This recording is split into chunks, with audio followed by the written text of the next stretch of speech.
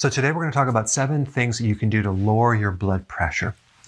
An extremely high blood pressure would be, we have the systolic and the diastolic. And by the way, systolic is the contraction of the heart.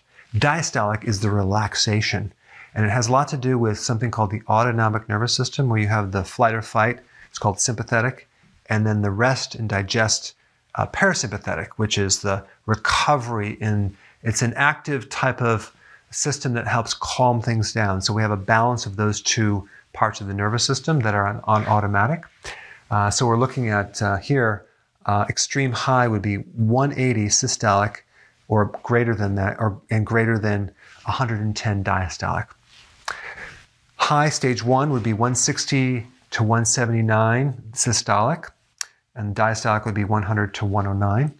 High stage 2 be 140 to 159 systolic, 90 to 99 diastolic.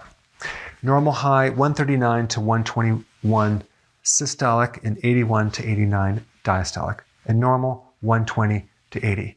The important thing to know is that if you get high blood pressure just one time, it's not very valid. You want to check it through the day and see if it's consistent. So the worst situation is if your blood pressure is high all the time and it never comes down. And that just means that your arteries are very stiff and they're hardened, versus it fluctuating here and there. That's a better situation to handle. There are 7 things that I would recommend, starting with, you guessed it, healthy keto. Why? Carbohydrates in general retain a lot of fluid.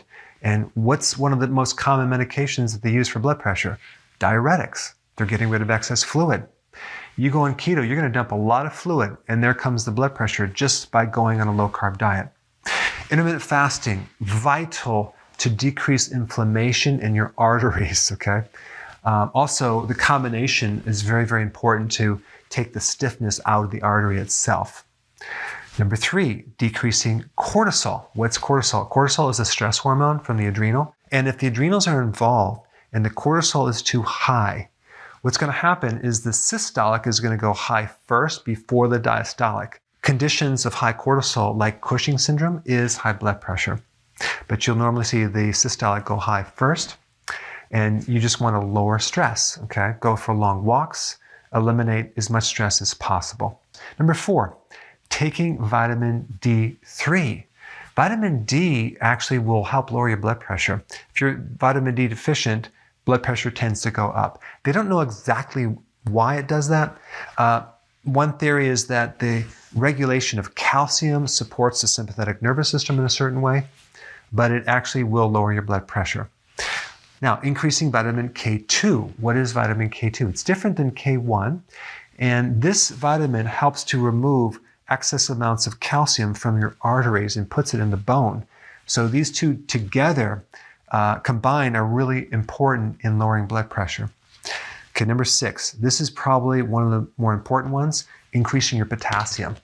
There's an incredible article written by several medical doctors that involve taking larger amounts of potassium to drop blood pressure with incredible success. If you're low in potassium, your blood pressure will go up. One of the main functions of potassium is its ability to be a physiological tranquilizer and just calm the nervous system right down. So it's a relaxer. So if you're deficient in potassium, blood pressure goes up. And guess what creates potassium deficiency? Refined sugars and carbohydrates. All right, last one is increasing magnesium. If you're deficient in magnesium, your muscular system, the muscles within the vascular system are going to be tight and the blood pressure is going to go up. And it just so happens that the foods that are high in magnesium are also high in potassium, like in leafy green vegetables, okay? So these are the 7 things that you can do to lower your blood pressure. Thanks for watching.